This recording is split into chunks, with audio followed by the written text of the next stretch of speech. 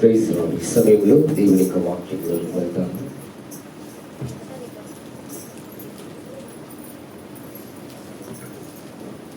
కీర్తనలు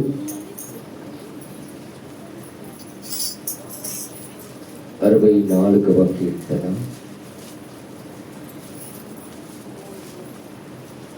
7వ వచనము 8వ వచనాన్ని చదువుతున్నాను. దేవుడు బాణముతో వారిని కొట్టును, దేవుడు బాణముతో వారిని కొట్టును. వారు ఆకస్మికముగా గాయపరచబడెదరు, వారు ఆకస్మికముగా గాయపరచబడెదరు. వారు కూలెదరు, వారు కూలెదరు. వారు కూలుటకు వారి నాలుకే కారణము, వారి నాలుకే కారణము. వారిని చూచిన వారందరూ తల ఊచుదురు. తలలు వంచిన వాక్యం నిమిత్తం ప్రార్థించింది. సర్వుడుతుడా, సర్వశక్తిమంతుడా యేసయ్యా, నీకు వందనాలు తండ్రి. నీ మహిమ చేత ఇదిగో ఈ సమయంలో మమ్మల్ందరినీ కూడా నీ పాద సన్నిధికి తీసుకొని వచ్చిన విధానం బట్టి కూడా నీకు స్తోత్రాలు. ఇంతవరకు పాటల ద్వారా నేను మహిమపరిచాను. ఇదిగో ఆరాధనలో మా వ్యక్తిగత బాధలన్నీ కూడా నీ ఎదుట మేము బయలుపరిచినాము దేవా. ఇదిగో ఈ సమయంలో తండ్రి నువ్వు మాట్లాడగలిగిన సమయము, మా జీవితాలకు విలువైన సమయం తండ్రి. అట్టి విలువైన సమయంలోనికి మీరు మమ్మల్ని తీసుకొని వెళ్తున్న విధానం బట్టి కూడా నీకు స్తోత్రాలు. నీ ప్రజల ఎదుట నీ వాక్యము కొరకు, నీ స్వరము కొరకు, నీ సేవకునిగా మీరు నన్ను వాడుకొని చిన్న విధానం బట్టి కూడా నీకు స్తోత్రాలు. నా దేహంలో మీరు ఆత్మ ఉంటూ ప్రభువా, నా నోటి మాటతో ప్రభువా కూర్చున్న బిడ్డలతో మీరు మాట్లాడండి.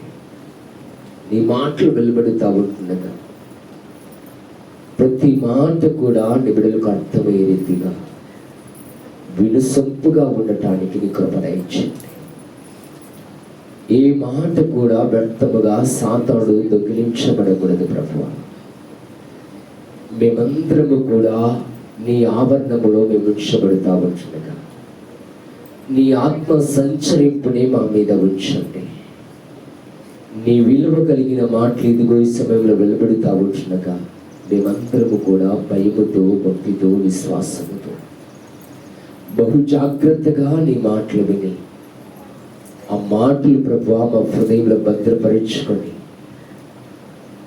ఆ మాటలు ఎందు మేము లక్ష్యం ఉంచుతూ ప్రభువా ఈ భూమి మీద మేము నడుచుకునే కృపను ఇదిగో మాకును నీ బిడ్డలందరికీ కూడా మీరు దయచేయమని నజరేయుడైన యేసు నామములో అడిగి వేడుకొంచున్నాము తండ్రి. ఆమేన్. ప్రియమైనటువంటి దేవుని విశ్వాసం, ఈ సమయంలో కీర్తనలు 64వ కీర్తన 7, 8 వచనాల్లో మనం ఉంటున్నాం.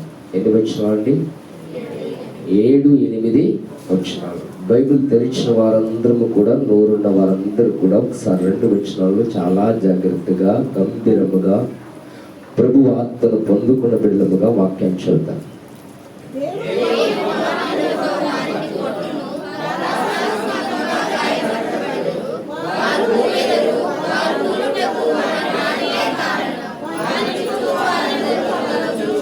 హల్లెలూయా, ప్రైజ్ గాడ్. దేవుడు ఈ సమయంలో మనతో మాట్లాడవలసిన మాట ఏంటంటే, ఈ భూమి మీద ఈ భూమిని నిర్మించినప్పుడు, ఈ విశ్వాన్ని నిర్మించినప్పుడు దేవుడు మానవుని కొరకు కావలసిన ప్రతి పక్షిని, ప్రతి జీవరాశిని ఆయన సిద్ధపాటు చేశాడు. సిద్ధపాటు చేసి వాటికన్నీ పేర్లు ఎవరు పెట్టలేదంట. దేవుడు సృజించాడు కానీ దేవుడు పేర్లు పెట్టలేదు. పేర్లు ఎవరు పెట్టారండి? ప్రతి జంతువుకి కూడా, ప్రతి భూమి మీద ప్రాకు ప్రతి పురుగుకు కూడా, లేదా ఆకాశములో ఎగురు ప్రతి పక్షికి కూడా ఎవరు పేరు పెట్టారంటే, దేవుడు ఆదాముకు అధికారం ఇవ్వగా ఆదాము వాటికన్నిటికి కూడా పేర్లు పెట్టాడు. హల్లెలూయా. ఎన్ని పేర్లు పెట్టాడు? ఒక్కొక్క దానికి 2-3 పేర్లు పెట్టాడా? ఒక్కొక్క పేరు పెట్టాడు. హల్లెలూయా. ఇప్పుడైతే మానవుడికి ఎన్ని పేర్లు ఉన్నాయి? ఈ సంఘంలో ఒక పేరు, ఇంకో సంఘంలో ఇంకో పేరు కదా. మళ్ళీ మీ తల్లిదండ్రుల పేరు ఒకటి, మళ్ళీ మీ పూర్వీకుల పేరు ఒకటి. పాస్టర్ అడుగుతారు, ఈ గారు నాకు కుమారుడు పుట్టారు లేదా నా కుమార్తె పుట్టింది, ఏ పేరు పెట్టాలయ్యా? కుమార్తె పుడితే ఏముండవు కానీ పితృపరంపర ఆచారాలు, కుమారుడు పుడితే గాన ఉంటాయి. చెవులో ఒక పేరు చెప్పాలి కదా. ఏంటండి? చెవుల ఒక పేరు చెప్పాలి. చెవుల పేరు చెప్పిన తర్వాత పాస్టర్ గారు మధ్యకి వస్తాడు. పాస్టర్ గారిని అడిగాను కదా ఒక విధవను, ఆయన ఒక పేరు చెప్పాడు కదా, ఆ పేరు ఇప్పుడు పెడతా. హల్లెలూయా కదా. ఎన్ని పేర్లు పెడతా ఉంటాం? నానాక పేర్లు మనం పెడతా ఉంటాం. హల్లెలూయా. ఎన్ని పేర్లు? నానాక పేర్లు. మహా అంటే ఎన్ని పేర్లు ఉంటాయి మానవునికి? 1 లేదా 2 పేర్లు మంచి వాళ్ళకి. చెడు వాళ్ళకైతే ఊరికొక పేరు ఉంటుంది. చెడు వాళ్ళకైతే ఊరికో పేరు ఉంటుంది. ఇప్పుడు నీ దేహంలో ఉన్న అవయవంలో ఉన్నటువంటి ఒక అవయముతో ఈ దినము దేవుడు మాట్లాడతాడు. హల్లెలూయా. నీ యొక్క దేహంలో ఉన్న అవయవము ఏ దాంతో నీ దేవుడు మాట్లాడుతున్నాడు ఈ దినము? నాలుక. పలుకుదాం ఒకసారి. నాలుక. ఈ నాలుకకి ఎన్ని పేర్లు ఉన్నాయి తెలుసా మీకు? చెప్తారా? ఎవరైనా గెస్ చేస్తారా? బైబిల్లో ఈ నాలుకకి ఎన్ని పేర్లు ఉన్నాయి? మీరేమంటారు? నాలుక. ఇంగ్లీష్లో ఒక పదం ఉంటుంది, ఉర్దూలో ఒక పదం ఉంటుంది, హిందీలో ఒక పదం ఉంటుంది, తమిళంలో ఒక పదం ఉంటుంది కదా నాలుకకు. కానీ భాష వేరైనా పదం మాత్రము ఒకటే కదండి. అయితే ఇప్పుడు ఈ నాలుకకు పేర్లు ఉన్నాయి. ఈ నాలుకకు పేర్లు ఉన్నాయి. బైబిల్లో ఎన్ని పేర్లు ఉన్నాయో తెలుసా? ఈ నాలుకకు 84 పేర్లు ఉన్నాయి. హల్లెలూయా. ఎన్ని పేర్లు ఉన్నాయండి? 84 పేర్లు ఉన్నాయంట ఈ నాలుకకు. ఈ లేఖనము లేదా ఈ గ్రంథాన్ని ధ్యానిస్తున్నప్పుడు ఎందుకో ఆ మాటను ధ్యానించడానికి ప్రభు కృపణించాడు. ఇది నాకున్న సమయంలో వాటిని ధ్యానిస్తా ఉంటుండగా వీటికి పేర్లని మనం టైప్ చేయగలిగా మాట్లాడగా ప్రతి విషయంలో 84 పేర్లకి 84 లేఖనాలు పరిశుద్ధ గ్రంథములు ఉన్నాయి. అయితే ఏమిటి పేర్లు? నాలుగుకి ఏం పేర్లు? ఏమేమి పేర్లు ఉంటాయంటే ఒకసారి మీరు మీకున్న మాటలు చెప్పండి. మీ నాలుగుకి ఏమేమి పేర్లు ఉన్నాయి? మీ నాలుగుకి ఏమేమి పేర్లు పెట్టారు చెప్పండి ఒకసారి. మీ నాలుకకు ఏమేమి పేర్లు పెట్టుకున్నారు? నేను చెప్పినాక మళ్ళీ తల ఊచకూడదు. నా నాలుకకు ఉంది పేరు అనేది.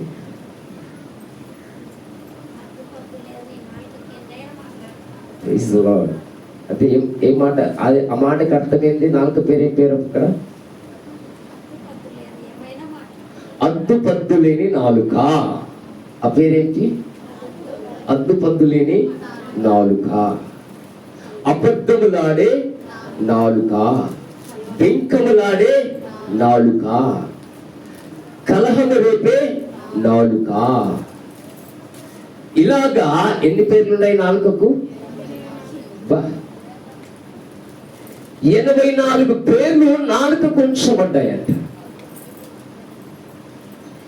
ఇప్పుడు ఒక పేరు కలిగిన మానవుణ్ణి అదుపు చేయలేకుంటున్నాము.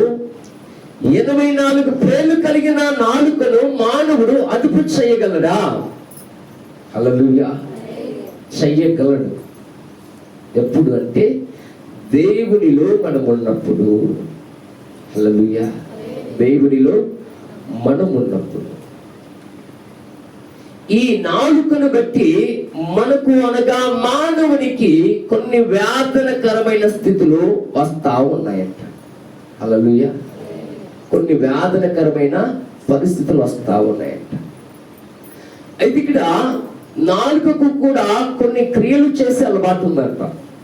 ఇప్పుడు నాలుక పేర్లు చెప్పుకున్నాం కదా. ఎన్ని పేర్లు ఉన్నాయి? మీరు బాగా జ్ఞాపకం పెట్టుకోవాలి. ఏమన్నా అబద్ధం ఆడుతూ ఉంటే నా నాలుక పేరు అబద్ధం అనాలి మీరే. ఏమన్నా గలాట పెడతా ఉందంటే ఇదిగో నా నాలుక పేరు గలిబిల్లి రేపే నాలుక. ఎవరినైనా ఓర్వలేక మాట్లాడుతా ఉందంటే, ఇదిగో నా నాలుక పేరు ఓర్వలేని మా నాలుక కదా. చెడు మాటలు పలుకుతున్నప్పుడు, ఇదిగో నా నాలుక పేరు చెడు నాలుక. హల్లెలూయా. మీకు మతికి రావాలి. మతికి వస్తేనే దేవుని లేఖనం జ్ఞాపకం వస్తుంది. దేవుని లేఖనము జ్ఞాపకం వస్తేనే మీ నాలుక అన్నది అదుపు చేయబడుతుంది. హల్లెలూయా. అయితే ఈ నాలుకను బట్టి మానవుడి జీవితంలో కొన్ని వేదన కలిగిన సంగతులు ప్రారంభమవుతా ఉన్నాయంట. ఈ 84 పేర్లు కలిగిన ఈ నాలుక నానా విధాలుగా ఈ దేహం అంతటిని కూడా వేదన పరుస్తా ఉందంట. హల్లెలూయా. ఈ దేహానంతటిని కూడా వేదన పరచగలిగినదే నాలుకనంట. కాబట్టి నీ జీవితంలో చాలా చాలా జాగ్రత్తగా దేనిని చూసుకోవాలి? నాలుకను జాగ్రత్త చూసుకోవాలి. ఈనాటి కాలంలో సంఘాలకు వెళ్తా ఉన్నారు. కొన్ని సంఘాలు ఎలాగున్నాయంటే, స్త్రీ అంతా స్త్రీకి ప్రత్యేకమైన వస్త్రం, స్త్రీకి ప్రత్యేకమైన వస్త్రం. ఈ దేహం అంతటికి కూడా వస్త్రం ఎవరైనా కప్పుకోవాల్సిందే. దాన్ని మనము ఇదిగా చూడాల్సిన అవసరం లేదు. నా వేదన ఏంటో తెలుసా? సంఘములో ఒక డ్రెస్ కోడ్, స్కూల్లో డ్రెస్ కోడ్ ఉన్నట్లుగా సంఘములో ఒక డ్రెస్ కోడ్. ఆమె వెళ్తా ఉంటున్నగా డ్రెస్ చూడగానే ఏ సంఘం అని చెప్పవచ్చు. హల్లెలూయా. కానీ మనల్ని పరలోకానికి చేర్చేది డ్రెస్ కోడ్ కాదు. ఏది చేస్తుంది పరలోకానికి? నీ హృదయములో నుండి బయటికి వస్తున్న నాలుక నిన్ను పరలోకానికి చేస్తుంది. హల్లెలూయా. అయితే మనం బహు జాగ్రత్తగా దేనిని కాపాడుకోవాలి? నాలుకను కాపాడుకోవాలి. హల్లెలూయా. అయితే ఈ నాలుకకు 84 పేర్లు ఉంచబడ్డాయి. ఈ నాలుక కూడా కొన్ని క్రియలు చేయబడుతుందంట. హల్లెలూయా. అయితే కొన్ని క్రియలు చేయబడుతుంది. ఇక్కడ కూడా మనం చూస్తా ఉన్నాం. 7-8 వచనాల్లో వారు వారు అని మాట రాయబడతా ఉంది. వారు వారు అనగా ఎవరు అంటే, దేవుడు నాలుకను బట్టి ఈ దావీదు కీర్తనకారుడు మాట్లాడుతా ఉన్నాడు దేవుని ఎదుట. తనలో ఉన్నటువంటి వేదనకు కారణమవుతున్నా లేదా శత్రువులకి కారణమవుతా ఉన్నా ఆ నాలుక గురించి దావీదు గారు మాట్లాడుతూ ఉన్నాడు దేవుని సన్నిధిలో. అయితే ఇక్కడ ఈ వారు వారు అనే మాటలు దేని నుంచి మాట్లాడబడతా ఉన్నా అంటే నాలుకను బట్టి మాట్లాడతాం. అయితే ఈ నాలుక కూడా మన జీవితంలో కొన్ని క్రియలు చేస్తా ఉంది. ఏమిటి అనగా 2వ వచనాన్ని చదువుదామండి. కీడు చేయు వారి కుట్ర నుండి, దుష్ట క్రియలు చేయు వారి అల్లరి నుండి నన్ను దాచును.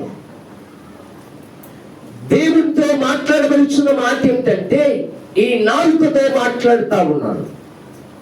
ఎవరు మాట్లాడుతున్నారండి?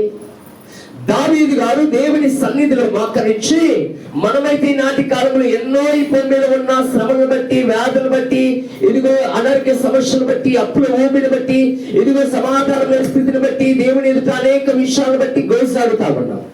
అయితే దావీదు నాలుకను బట్టి గోసాడుతా ఉన్నాడు. హల్లెలూయా. నాలుకను బట్టి గోసాడుతా ఉన్నాడు. కాబట్టి రాబడిచిన మాట 2వ వచనములో, కీడు చేయి వారి కుట్ర నుండి, దుష్టక్రియలు చేయి వారి అల్లరి నుండి నన్ను దాచుము దేవా. ఇప్పుడు ఈ నాలుకను బట్టి చేయబడిచిన క్రియలు ఎన్ని అంటే ఈ వచనములో 4 ఉన్నాయి. హల్లెలూయా. ఎన్ని ఉన్నాయి? 4 ఉన్నాయి. మొదటి దాని పేరంటే ఏం పేరంట? కీడు చేయి వారి నాలుక. రెండవది పేరెంతంట కుట్ర చేయవారి నాలుక. మూడవదంట దుష్టక్రియలు చేయవారి నాలుక. నాలుగవది అల్లరి చేయవారి నాలుక. హల్లెలూయా. ఈ యొక్క 4 క్రియలు కలిగిన నాలుకలు లేదా నాలుక మన జీవితంలో కూడా మనకు ఉంచబడకూడదు.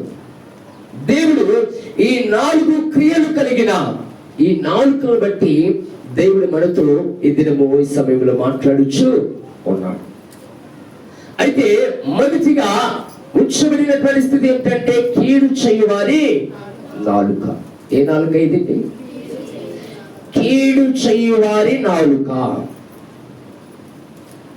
మనకి మాటకి చూస్తే కనుకనే కీర్తన గ్రంథంలోనే 64లోనే 3వ వచనాన్ని చదువుతామండి. కీడు చేయువారి నాలుక ఏం చేస్తుంది? ఒకడు కత్తికి పదును పెట్టినట్లు వారు తమ నాలుకలను పదును పెట్టుదురు. హల్లెలూయా, హల్లెలూయా. కీడు చేయువారి నాలుకనంట, కీడు చేయువారు ఎలాగ చేస్తారంట? వారి నాలుకను ఎలాగ పెడతారంట? మంచిగా కత్తి బాగా తెగాలి అంటే పదును పెట్టాలి. ఒకే ఏటుకు నరకబడాలి అంటే పదును పెట్టబడాలి. దేనికి? కత్తికి. కత్తి దేని స్థానంలో ఉంది? వాక్యములో నాలుక స్థానములో ఉంది. అయితే ఎవరు పదును పెడతారంట నాలుకకి? కీడు చేయువారు. అంటే ఒకడు కత్తికి పదును పెట్టినట్లుగా వారు తమ నాలుకను పదును పెడతారు. ఎవరు పదును పెడతారంటే కీడు చేయువారు పదును పెడతారు. హల్లెలూయా, హల్లెలూయా. కీడు చేయువారు నాలుకకు పదును పెడతారంట. ఏమిటి యొక్క కీడు చేయువారు నాలుకకు పదును అంటే? ఈ నాలుక చేయగలిగిన స్థితి ఏమిటంటే కన్నా మనము మాట్లాడని మాట మన మీదకే తీసుకొని వస్తుంది.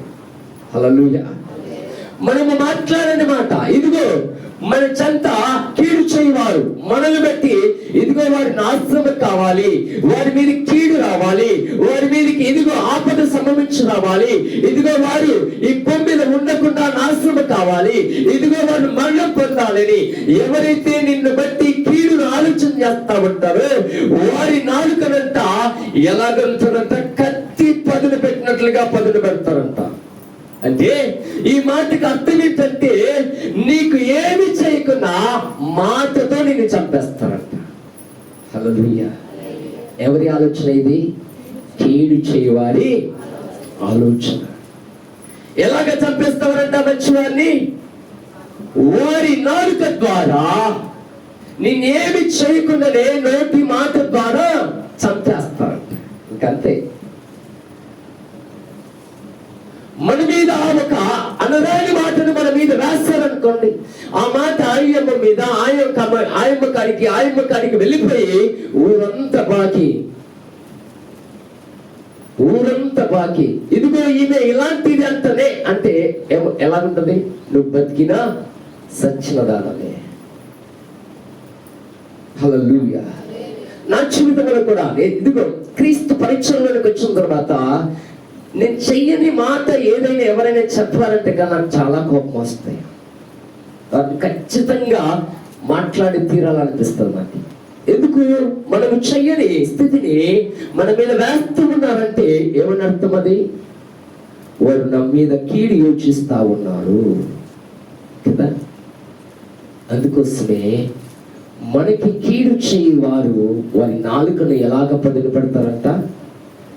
కత్తికి పదును పెట్టినట్లుగా నాలుకకు పదును పెడతారంట. నీ మీద కర్రలు పట్టుకొని రారు వాళ్ళు కొట్లాటకి. నీ తల ఏం పగలగొట్టరు, నీ కాలేం విరగొట్టరు, నీ చెయ్యేం విరగొట్టరు, నీ యొక్క నడుమేం విరగొట్టరు, నీ మెడేమి విరగొట్టరు. ఏం చేస్తారంట? చిన్నగా పక్కింటి ఆమె దగ్గరికి ఇదిగో ఈమె ఇలాగనంట, ఇదిగో ఈయన ఇట్లనంట. హల్లెలూయా. అది చేరి చేరి చేరి చేరి ఏమొస్తుందండి? యథాస్థానానికి వస్తుంది. యథాస్థానంలో ఎవరున్నారు? దోషిగా నిలబడిన వ్యక్తి ఉన్నాడు. ఆ వ్యక్తి ఆ మాట విన్నప్పుడు ఏమైంది? చచ్చినట్లే లెక్క. హల్లెలూయా.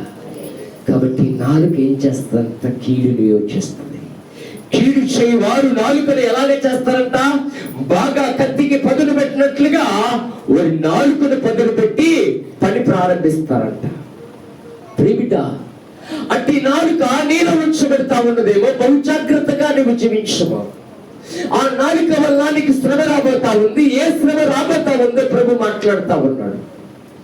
మొదటిగా ఈ నాలుకను బట్టి నీకు పరిచయం చేస్తా ఉన్నాడు. కాబట్టి ఈ నాలుక నీలో ఉంచబడితే ఇదిగో ఒకరి మీద కీడు యొక్క ఆలోచన కలిగిన నాలుక నీలో ఉంచబడతా ఉంటే, ఇదిగో నీ నాలుకకు కీడును నేర్పిస్తూ కీడును పలికే రీతిగా కత్తికి పదును పెట్టినట్లుగా నీ నాలుకను పదును పెడతా ఉన్నావేమో. ప్రియబిడ్డ జాగ్రత్త. అట్టి స్థితి నీకుంటే కాదా నీ నాలుకను నీవు అదుపు చేసుకొని ప్రభు ఈ దినము మాట్లాడుతా ఉన్నాడు. నాలుక ఈ యొక్క జీవితంలో చాలా విలువైనదిగా మనకు ఉంచబడతా ఉంది. కాబట్టి మొదటి స్థితి ఏంటి? కీడు చేయి వారి నాలుక ఎలాగుంటుందంట? కత్తికి పదును పెట్టినట్లుగా వారి నాలుకను పదును పెడతారంట. రెండవదిగా చూస్తే రాయబడిన మాట రెండవ వచనంలో, కుట్ర చేయి వారి నాలుక. ఏం చేయవారంట? కుట్ర చేయి వారి నాలుక. హల్లెలూయా. కుట్ర చేయి వారి నాలుక. ఈ 64లోని 5వ వచనాన్ని చదువుతామండి. వారు దురాలోచన దృఢపరుచుకొందురు, చాటుగా ఊరులనట్టుటకు యోచించుకొనుచు మనలను ఎవరు చూచగలని చెప్పుకొనెదరు. హల్లెలూయా. రెండవ స్థితి ఏంటి? కుట్ర చేయి వారి నాలుక. ఈ కుట్ర చేయి వారి నాలుకనంట వారిలో ఏముంచబడుతుందంట? దురాలోచన. ఏముంచబడుతుంది? దురాలోచన ఉంచబడుతూ వారు ఏం చేస్తున్నారంట? ఆ దురాలోచన అంట దృఢపరుచుకుంటారంట. హల్లెలూయా. దేన్ని దృఢపరుచుకుంటారంట? దృఢపరుచుకోవడం అంటే గట్టి తీర్మానం తీసుకోవడం. హల్లెలూయా. దృఢపరుచుకోవడం అంటే గట్టి తీర్మానం తీసుకోవడం. ఇదిగో ఈ మాట ఆమెను బట్టి లేదా కుమారుని బట్టి ఈ మాట నేను మాట్లాడుతా, ఇంకా దృఢపరుచుకోవడం. ఇదిగో అతని ముఖం చూసిన తర్వాత ఆమె ముఖం చూసిన తర్వాత నేను ఎలాగ మాట్లాడగలను అనే అవిశ్వాసం కలిగిన స్థితిలో ఉన్నదంట. వారు దృఢపరుచుకుంటారంట. గట్టి నిర్ణయం తీసుకుంటారంట వారు దురాలోచన మాట్లాడడానికి. హల్లెలూయా. వారంతకు రాబోచిన మాట, చాటుగా ఉరులుటకు యోచించుకొనుచు మనలను ఎవరు చూచుదరని చెప్పుకుంటారంట. ఎవరు వీళ్ళు? కుట్ర చేయువారు. హల్లెలూయా. ఎవరు వాళ్ళు? వీళ్ళు కుట్ర చేయువారు. కుట్ర చేయువారు అంటే నీవు చేస్తున్న తప్పిదమును లేదా నీవు తప్పిదములు లేకపోయినా ఆ తప్పిదములు మోపడానికి ఒక విలువైన సమయాన్ని చూసుకోవడం. కుట్ర అంటే దాగి ఉండడము. కుట్ర అంటే ఏంటి? దాగి ఉండడం. కుట్ర చేయి వారి నాలుక అంటే నీ మీద ఒక కుట్ర, నీ మీద ఒక పగ ఉంది. ఎప్పుడు ఈమె మీద ఇదిగో ఈ కుట్ర చేయాలి, ఈమెను ఇదిగో వేదన పరచాలి. నీ మీద ఒక కుట్ర, ఇదిగో నేను ఎప్పుడు భంగపరచాలి. నీ మీద ఒక కుట్ర. ఈ కుట్ర చేయి వారి నాలుకలంట వారు కుట్ర చేయటానికి దృఢపరుచుకుంటారంట. వారి నాలుకను దృఢపరుచుకొని ఇదిగో నన్నెవ్వరు చూడబెట్టలేదులే అని భావిస్తూ వారి ఆలోచనలో మాట్లాడగలగటానికి యుద్ధానికి వారి నాలుకను ఏం చేసుకుంటారంట? దృఢపరుచుకుంటారంట. హల్లెలూయా. హల్లెలూయా. నీ జీవితంలో కుట్ర చేయగలిగిన నాలుక నీలో ఉందేమో, కుట్ర చేయగలిగిన ఆలోచన నీలో ఉందేమో. ప్రియబిడ్డ జాగ్రత్త. కొన్ని వేదనకరమైన పరిస్థితులు ముందున్నాయి. నీ జీవితంలో నీ దేహంలో ఉన్న నాలుక అలాంటి పరిస్థితి కుట్ర చేయటానికి ఒక నాలుక నీవు సిద్ధపరుచుకుంటున్నావేమో. అత్త మీద కుట్రగా ఉన్నావేమో, కోడల మీద కుట్రగా ఉన్నావేమో, భర్త మీద కుట్రగా ఉన్నావేమో, భార్య మీద కుట్రగా ఉన్నావేమో, ఇదిగో తల్లిదండ్రుల మీద కుట్రగా ఉంచబడుతున్నావేమో, అన్నదమ్ముల మీద ఆస్తి కొరకు కుట్రగా యోచిస్తా ఉన్నావేమో. నీ నాలుక ఏ స్థితిలో ఉంచబడుతుందో ఆస్తి కొరకు ఇదిగో అనరాని మాటలు ఈనాటి కాలంలో అంటా ఉన్నారు. ప్రియబిడ్డ అలాంటి కుట్ర. ఎందుకంటే ఇదిగో ఈ మాటలు పలుకుతే వారికి రోషం వస్తుంది, వారికి రోషం వస్తుంది. కాబట్టి ఈ మాటలు మాట్లాడితే చాలు వాళ్ళు ఊరికెళ్తారు అన్నట్లుగా చాలా మంది కుట్ర చేసుకుంటూ మాట్లాడుతూ ఉంటారు. ప్రియబిడ్డ ఆ కుట్ర ఆ సమయంలో నీకు ఆనందం ఇస్తా ఉన్నదేమో. నా ప్రభు నీకు రావలసిన తీర్పు అన్నది ఏం చేశాడు? సిద్ధపరిచి పెడతా ఉన్నాడు. హల్లెలూయా. కాబట్టి రెండవ మాట ఏంటంటే కుట్ర చేయి వారి నాలుక. ఆ నాలుక ఎలాగుంటుందంట? దృఢపరుచుకొని ఉంచబడుతుందంట. హల్లెలూయా. మొదటి నాలుక ఎలాగ ఉంచబడుతుంది? కత్తి, అంటే కత్తి సానపడినట్లుగా సానపడతారంట. రెండవ నాలుక ఎలాగుంటుందంట? దృఢముగా ఉంచబడుతుందంట. హల్లెలూయా. మూడవ నాలుకలోకి వెళ్తే దుష్ట క్రియలు చేయు నాలుక. ఏం క్రియలంట? దుష్ట క్రియలు చేయు నాలుక. అక్కడనే మనం చూస్తే కానా ఈ దుష్ట క్రియలు చేయు నాలుక 4వ వచనంలో మాట్లాడు. యథార్థవంతులను కొట్టవలనని చాటైన స్థలములలో చేదు మాటలను బాణముగా సంధించగలరు. హల్లెలూయా.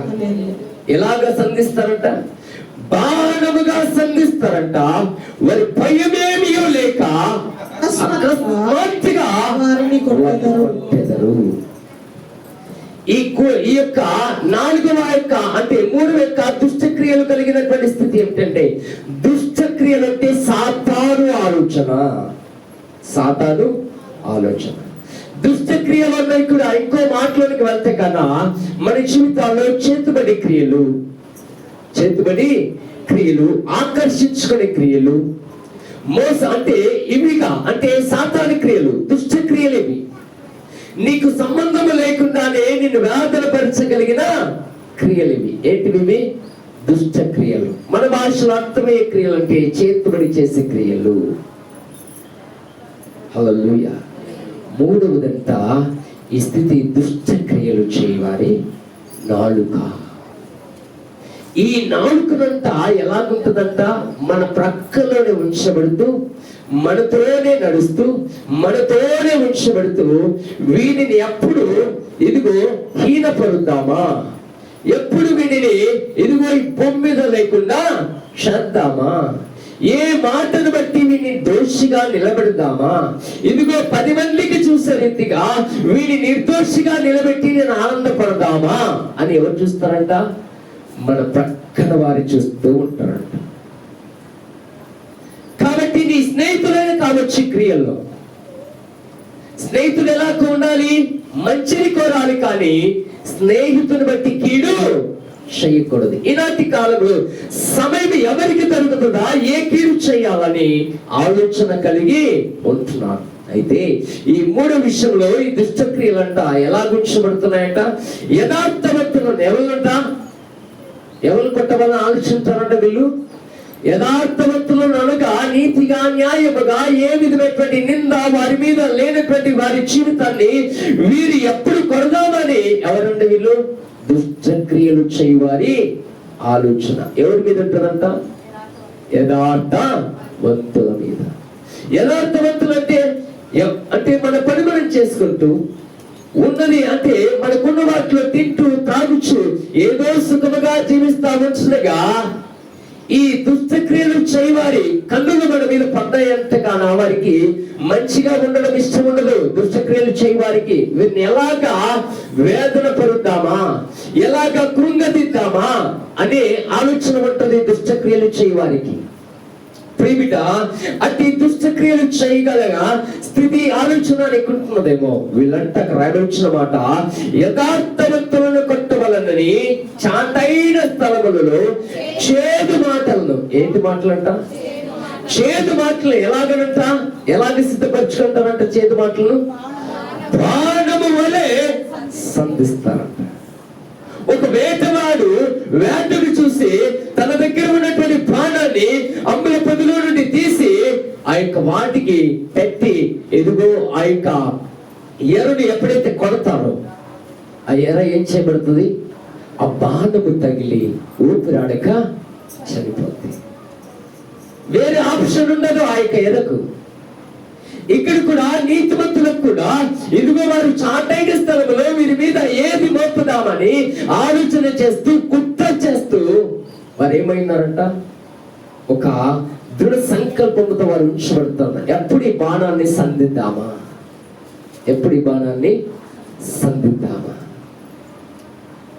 ఆ బాణము సంధించినప్పుడు అక్కడ రాయబడిన మాట ఎవరంట? వారంట భయమేమి లేక. ఎవరు? యథార్థవంతులు. భయమే అకస్మాత్తుగా వారిని కొట్టెదరు అంటాయట. ఈ ఎవరైతే దుష్టక్రియలు చేయవారో వారికి భయం లేకుండా యథార్థవంతులను ఏం చేస్తారంట? అకస్మాత్తుగా ఇదిగో ఈ సమయంలోనే నేను వాడు ఇదిగో రోడ్డు మీద టిఫిన్ చేస్తానే, ఇదిగో మేము ముగ్గురం ఉన్నామే, అంతలోనే ఈ స్నేహితుడు ఇలాగే చేస్తాడా? ఇదిగో నేనేమే ఎల్లప్పుడూ కూడా పనికి వెళ్తా ఉంటుందే, అంతలోనే ఈ మాటను సంధించిందా? ఈ నిందను నా మీద వేసిందా? ఈ బాధ ఎలా ఉంటుందంట? ఈడిస్తే తగిలిందా ఇంకా చనిపోవడమే, వేరేది ఉండదు. అలాగ కొడతారంట ఎవరు? దుష్టక్రియలు చేయవారి నాలుక కలిగిన ఆలోచన. ప్రేమిగానే జీవితంలో కూడా ఈ లోకంలో జీవిస్తున్నాం కాబట్టి అతి దుష్టక్రియలు కలిగిన ఆలోచన ఉన్నదేమో. ఒక్కసారి నిన్ను నీవుగా పరీక్ష చేసుకుంటూ ప్రభువులో స్థిరముగా నిలబెట్టడానికి ప్రయత్నము కలుగుము. నాలుగోది మనకు రాయబడిన మాట, అల్లరి చేయవారి నాలుక. ఈ నాలుకను బట్టి రాయబడిన మాట 6వ వచనాన్ని అక్కడ నేను చదువుతామండి. వారి దుష్టక్రియలను తెలుసుకొనుటకు ప్రయత్నింతురు, వెతికి ఉపాయము సిద్ధపరుచుకుందురు, ప్రతి వారి హృదయాంతరంగము అగాధము. హల్లెలూయా, హల్లెలూయా. ఈ నాలుక ఉంది చూడండి, నాలుగవది ఏ నాలుక అండి? ఏ నాలుక చెప్పండి? మీ జీవితంలో చాలా ఉంది నాలుక. ఏ నాలుక అండి ఇది? అల్లరితో, అల్లరి నాలుక. ఏ నాలుక ఇది? అల్లరి నాలుక. ఈ అల్లరి నాలుక యొక్క స్వభావం ఏంటంటే 6వ వచనంలో రాయబడినమాట, వారు దుష్టక్రియలను తెలుసుకుంటకు ప్రయత్నితురు, వెతికి ఉపాయము సిద్ధపరుచుకుందరు, ప్రతి వాణి హృదయ అంతరంగము అగాధము. హల్లెలూయా. ఇప్పుడు చెప్తామా ఈ మాట? అర్థమైందో చదివితే?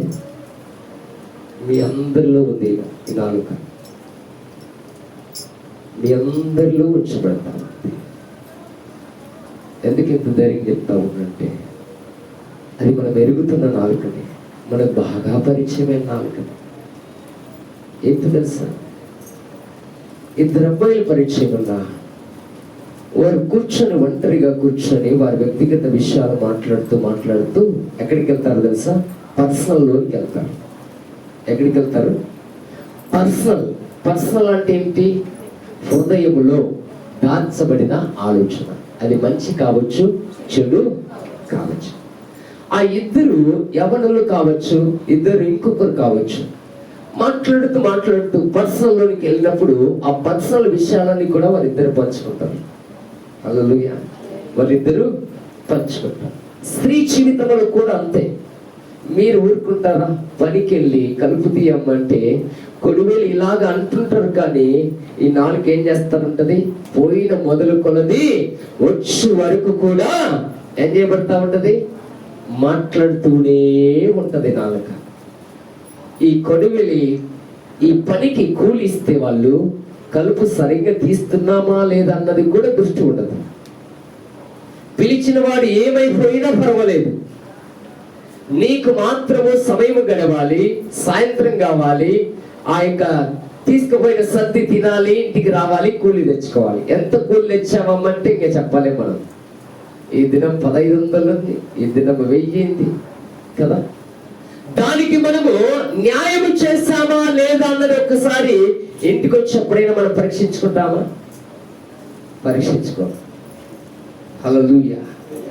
ఇప్పుడు ఆ నాలుకనంట పనికెళ్ళి స్త్రీలలో కూడా ఇద్దరు పక్కన సాల్లో కూర్చొని, ఏమ్మా ఎలాగున్నావు, ఏం పప్పు చేసావు, ఏం కూర చేసావు అని స్టార్ట్ అయ్యి, నీ పక్కింటి వారెవరు, నీ పక్కింటి ఆమె ఏం చేస్తుంది, నీ పక్కింటి వారు ఏమేం మాట్లాడుతారు అన్న దానికి వెళ్ళి ఊర్లో కథలన్నీ కూడా రాబడుతుంది. ఏంటి? ఈ నాలుక. హల్లెలూయా. ఈ నాలుక వాటినన్నిటిని కూడా రాబడుతుంది. ఇప్పుడు ఆ ఇద్దరు మాట్లాడుకున్నది ఇద్దరి దగ్గర ఉంటే పర్వాలేదు, ఇద్దరి దగ్గర ఉంటే పర్వాలేదు. ఉంటదా ఇద్దరి దగ్గర? పురుషులు మాట్లాడుకున్న ఇద్దరి దగ్గర ఆ మాట పర్సనల్ అన్నది దాచబడదు. స్త్రీలు మాట్లాడుకున్న మరి పర్సనల్ అన్నది అక్కడికి ఆగి పోదు. దేవుని యొక్క అంటే మహిమ కలిగినటువంటి స్థితి. దేవుడు మనతో మాట్లాడబడుచున్న మాట ఏమిటంటే, ఇదిగో బిడ్డ, నువ్వు ఎక్కడ కూర్చున్నా నీ హృదయం జాగ్రత్త. ఈ అల్లరితో కూడిన నాలుక ఉంది చూడు, ఈ యొక్క అల్లరి కలిగిన స్వభావం కలిగిన స్థితి ఉంది చూడు. ఇదిగో నువ్వు మాట్లాడుతూ ఉన్నావేమో, ఆ మాట ఎప్పుడు బయటకు వస్తుందండి? స్త్రీలలో ఒకేసారి బయటకు వస్తుంది, పురుషుల్లో ఒకేసారి బయటకు వస్తుంది. స్త్రీలలో ఆ ఇద్దరు స్నేహితులకు విభేదము కలిగినప్పుడు బయటకు వస్తుంది.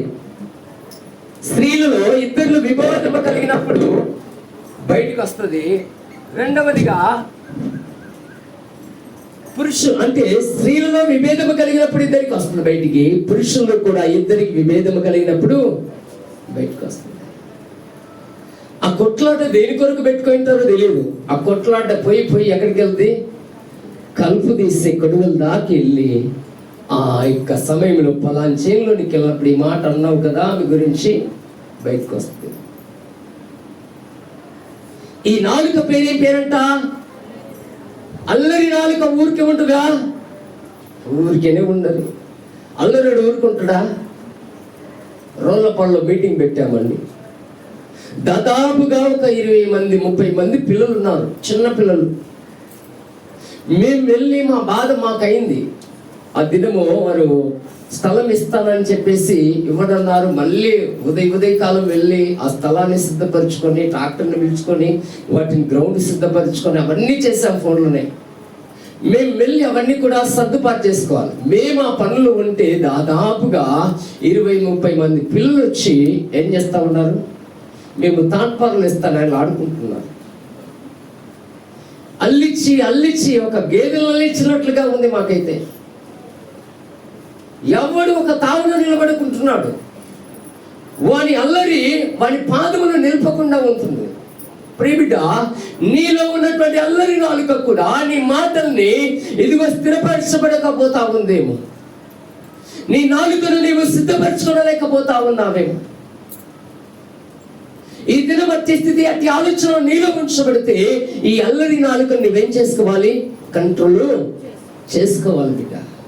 ఎందుకు తెలుసా? దేవుడు అనగా నిజమైన క్రీస్తుని నీవు నమ్మావు.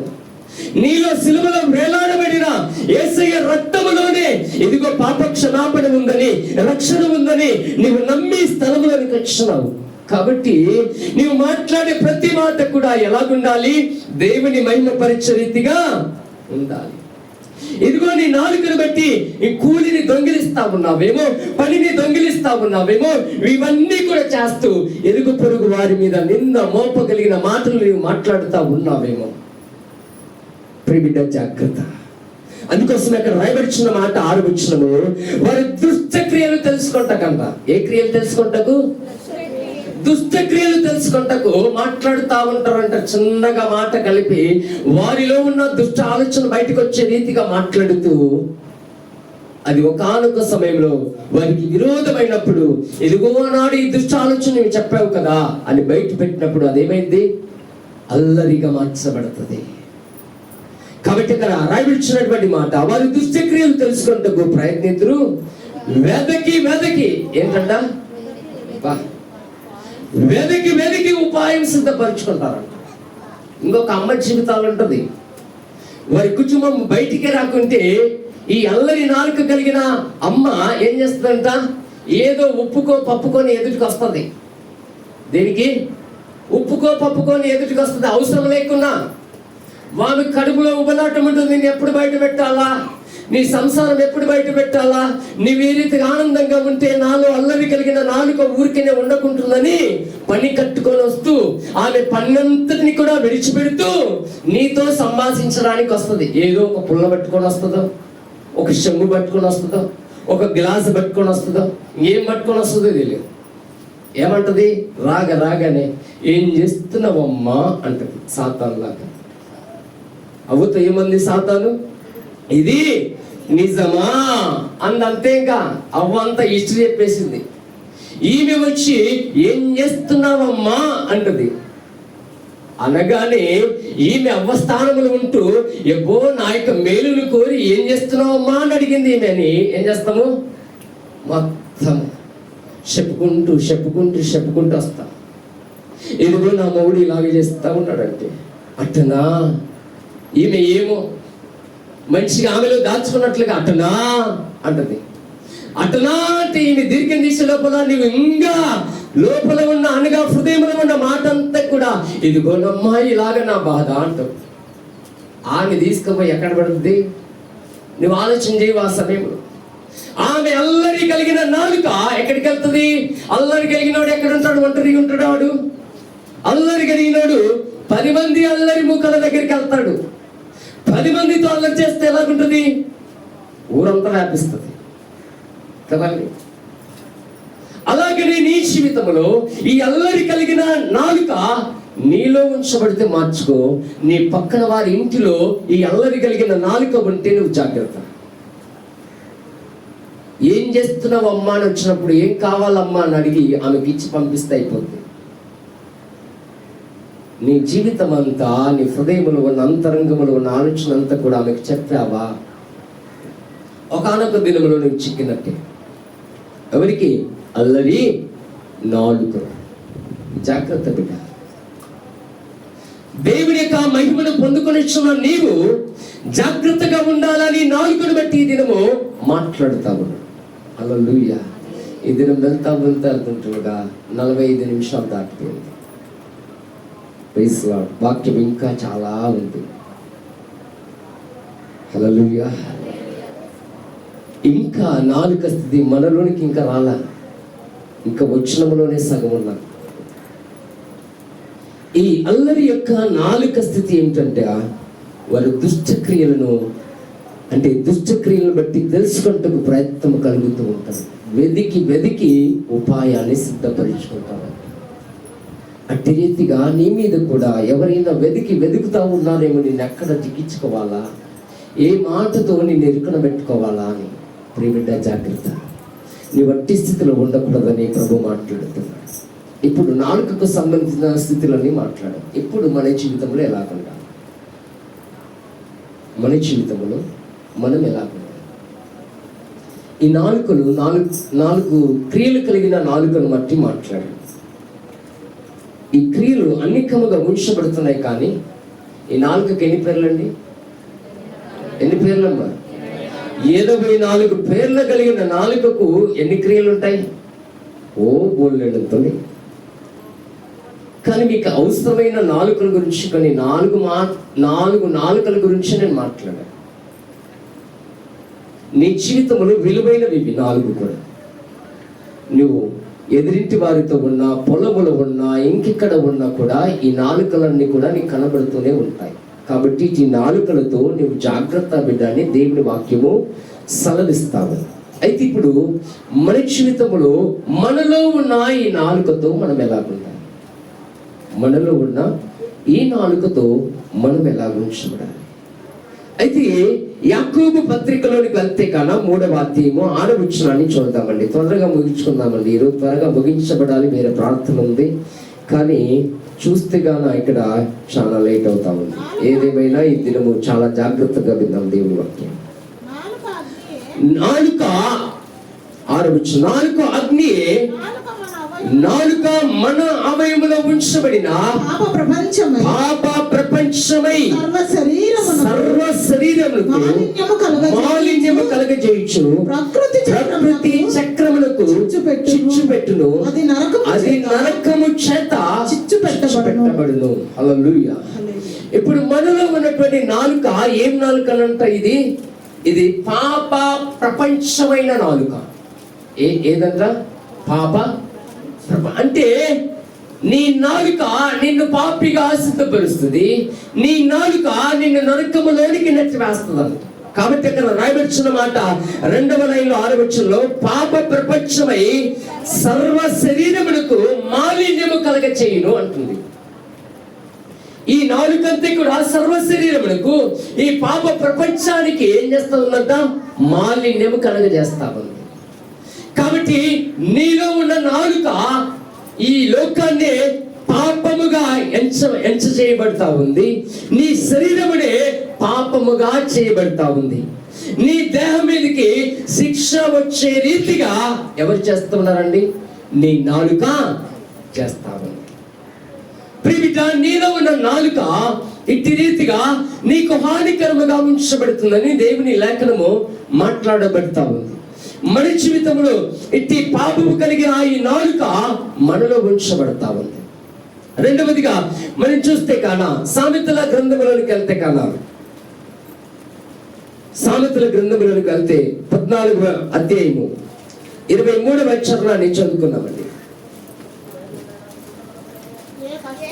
ఏ కష్టము చేసినను లాభమే కలుగును, ఒట్టి మాటలు లేమిడికి కారణము.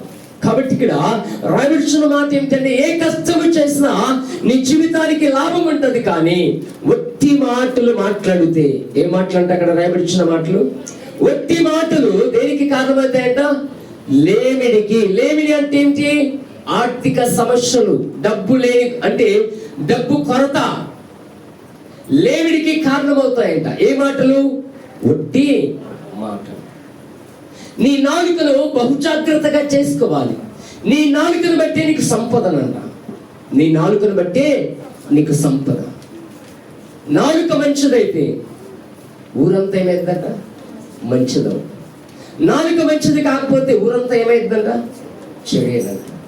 హల్లెలూయా.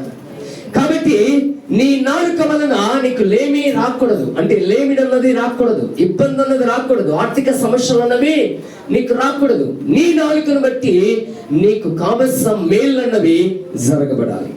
మూడవదిగా చూస్తే కన్నా 13 సామెతలోని 13వ అధ్యాయంలో మనం చూస్తే కన్నా 3వ వచనాన్ని చూద్దామండి.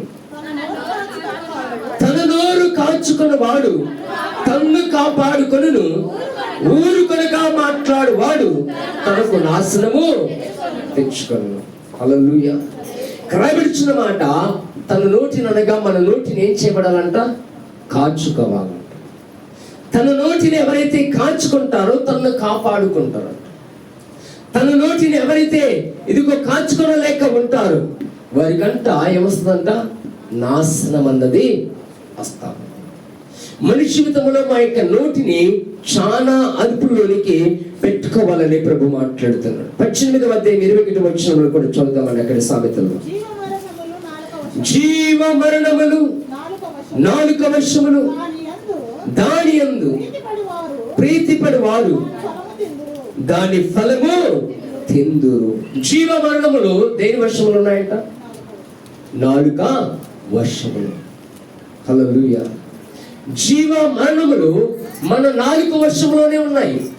చాలా మంది జీవ మరణములు, ఇదిగో నా మరణము కావచ్చు, నా పుట్టుక కావచ్చు, దేవుని యొక్క గ్రంథములో రాయబడి ఉంటాయి. దేవుని సమయాల ప్రకారముగా నేను జీవిస్తాను, నేను మరణిస్తాను అని మనం అనుకుంటూ ఉంటామంట. కానీ జీవ మరణములు దేని నుండి మనకు వస్తున్నాయి? నాలుక నుండి. హల్లెలూయా. జీవ మరణములు మన నాలుక నుండి సిద్ధపాటు అవుతా ఉన్నాయి. దేవుని లేఖనముల కీర్తనలు 89వ కీర్తనలు మనం మాట్లాడితే, ఇదిగో దేవా నా ఆయుష్ను బెత్తడంత చేసి ఉన్నావయ్యా అంటాడు దావీదు గారు. ఆయుష్ను ఎంత చేశాడంట దేవుడు? బెత్తడంత. అంటే జానుడిగా నువ్వు బ్రతకడానికి ప్రభు సరళము చేస్తే నీ యొక్క నాలుక ద్వారా నువ్వేం చేస్తున్నావు? ఆ యొక్క ఆయుష్ని బెత్తడంతగా మార్చుకో. ఇర్మియా గ్రంథములోనికి వెళ్తే కదా, మీ పాపములు బట్టి మీ మీదకి మరణము వస్తా ఉంది. మరణం అన్నది ఎవరు సంపాదించుకుంటున్నారు? మనమే సంపాదించుకుంటున్నాం. దేని ద్వారా? నాలుక ద్వారా. మన నాలుక మంచిదైతే మనం ఎప్పటి వరకు జీవిస్తాము? వృద్ధాప్యం వరకు కూడా సజీవముగా మనము బ్రతుకుతాం.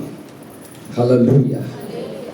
మన నాలుక మంచిది కాకుండా ఉంటే కదా మనము అంటే దీర్ఘకాలము కాకుండా కొద్ది కాలములో ఏమైంది? మన మీదకి మరణం అన్నది రాబడతాము.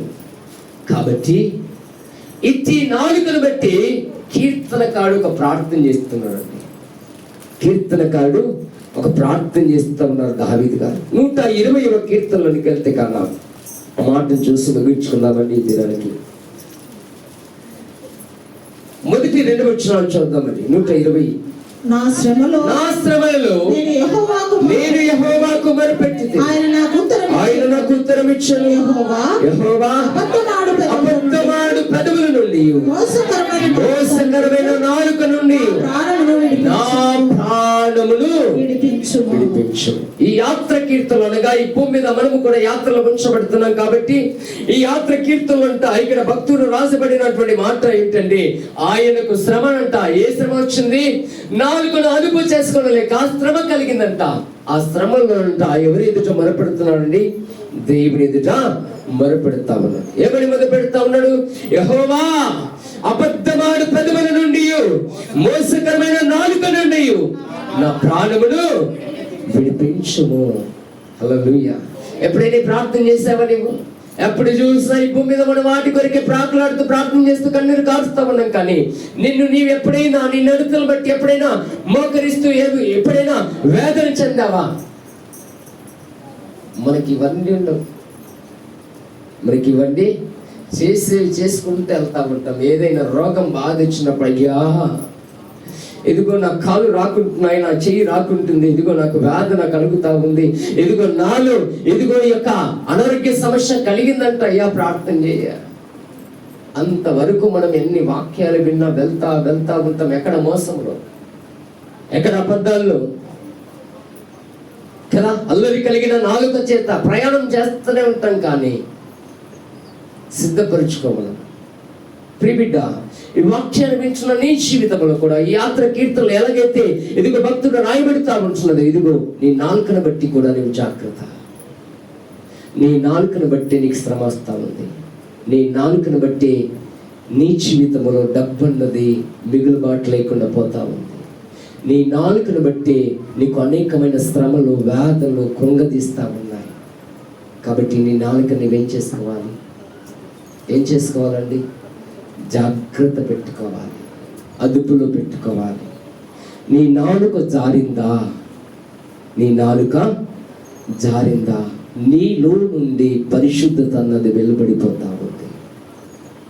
ఆనాడు సౌలులో నుండి ఎలాగైతే దేవుని ఆత్మ వెడలిపోయిందో అలాగా నీలో కూడా ఆ నాలుకను బట్టి మంచితనం అన్నది పోతుంది. మంచితనం అన్నది పోయినప్పుడు ఒకానొక దినములో రోగము నీ మీద ఏలుబడిగా ఉన్నప్పుడు, బాధలు నీ మీద ఏలుబడిగా ఉన్నప్పుడు, శోధనలు నీ మీద ఏలుబడిగా ఉన్నప్పుడు ఎంత దుఃఖించినా నీవు ఓదార్చగలిగిన వారెవరు ఉండరు. నీ పరిస్థితిని బట్టి ఇదిగో యాత్ర కీర్తనలో భక్తులు మాట్లాడినట్లుగా, భక్తులు మొరపెట్టినట్లుగా నీ జీవితంలో నీవు ప్రతి వాటిని బట్టి మొరపెట్టాలి. నీ బుద్ధిని బట్టి మొరపెట్టాలి, నీ క్రియలు బట్టి మొరపెట్టాలి, నీ కనిక్షేపను బట్టి మొరపెట్టాలి, నీ దేహాన్ని బట్టి మొరపెట్టాలి. ఎవరి ఎదుట? దేవుని ఎదుట. వీటినన్నిటిని కూడా చక్కబెట్టుకొని అప్పుడు వెళ్ళాలి ఇంటి దగ్గరికి. ఎక్కడ? ఇంటిలో ఉన్న సమస్యలు, నీలో ఉన్న సమస్యలు. అలాగా ప్రతి వాటిని బట్టి నువ్వు ప్రభు ఎదుట గోసారాలి. నిన్ను నీవు స్థిరపరచుకోకుండా, నిన్ను నీవు పరిశుద్ధపరచుకోకుండా మనం ఎక్కడికి వెళ్తాం? సరాసరిగా మనకున్న వ్యాధుల వైపుకి వెళ్తాం. అందుకోసం శంకర్ ఏమన్నాడంటే, అయ్యా నీ వైపు నేను కన్నులెత్తటానికి కూడా అర్హుడని కానయ్యా. అంటే నేను అంత పాపినయ్యా అన్నాడు. పౌలు కూడా ఏమన్నాడు? పాపుల్లో నేను ప్రథమ పాపినయ్యా. భక్తుడండి ఆయన. 14 పత్రికలు రాసి పరిశుద్ధ గ్రంథములు ఉన్నటువంటి గొప్ప అపోస్తులుడండి ఆయన. ఆయన అంటున్నాడు ఏమని? పాపులలో నేను ప్రథమ పాపినయ్యా. నేను ఎంత అండి? మనము కూడా ప్రభు సన్నిధికి చేర్చబడినప్పుడు మనలో ఉన్న క్రియలను బట్టి మనము గోసాడాలి, కన్నీరు కార్చాలి, వేదన పడాలి. అప్పుడు ప్రభు కనికరం మన మీదికి రాబడుతుంది. ప్రియబిడ్డ, ఈ జీవితంలో ఈ సమయంలో కూడా నాలుక గురించి కొన్ని విషయాలు మాట్లాడాలి. సుదీర్ఘంగా మన ప్రయాణం సాగింది. ఏ ప్రయాణము? వాక్యము సుదీర్ఘంగా సాగింది. కానీ ఇంకా లేఖనాలు ఈ దినానికి చాలు, ఈ దినముకు చాలు. మన నాలుకలో మనము జాగ్రత్త చేసుకుంటూ, మన ఇరుగు పొరుగు వారి నాలుక ఎలాగుంది, నా ప్రక్క వారి నాలుక ఎలాగుంది, నేను స్నేహం చేస్తున్న వారి నాలుక ఎలాగుంది, నీవు ఒక్కసారిగా పరీక్ష చేసుకుంటూ నీవు ముందుకు సాగాలని ప్రభువు మాట్లాడాడు. దేవుని లేఖనము నీతో మాట్లాడినప్పుడు నువ్వేం చేయబడాలి? సరిచేయబడాలి, సరిదిద్దుకోవాలి. సరిచేయబడాలి, సరిదిద్దుకొనబడాలి. సరిచేయబడాలి, సరిదిద్దుకొనబడాలి. కాబట్టి రెండు ఉన్నాయి. కాబట్టి వాక్యమిని మనం విడిచిపెట్టే బిడ్డగా ఉన్నావంటే నీవు అయోగ్యురాలిగా ఉన్నట్టు, అయోగ్యునిగా నీవు ఉన్నట్టు. కాబట్టి ఎక్కడైనా మీరు పని చేస్తున్నప్పుడైనా ఏం జాగ్రత్త ఉండాలి? మీ నాలుగు జాగ్రత్త ఉండాలి. మీ అంతరంగంలో ఉన్న మాట జాగ్రత్త ఉండాలి. ఇది పురుషులలో అయినా స్త్రీలలో నైనా ఇది బహు జాగ్రత్తగా కనిపెట్టుకుంటూ మనం ముందుకు సాగాలని ప్రభు మాట్లాడినాడు. ప్రభు మాటలు దీవించిన గాక. ఆమేన్. నడవలేక నేను ఈ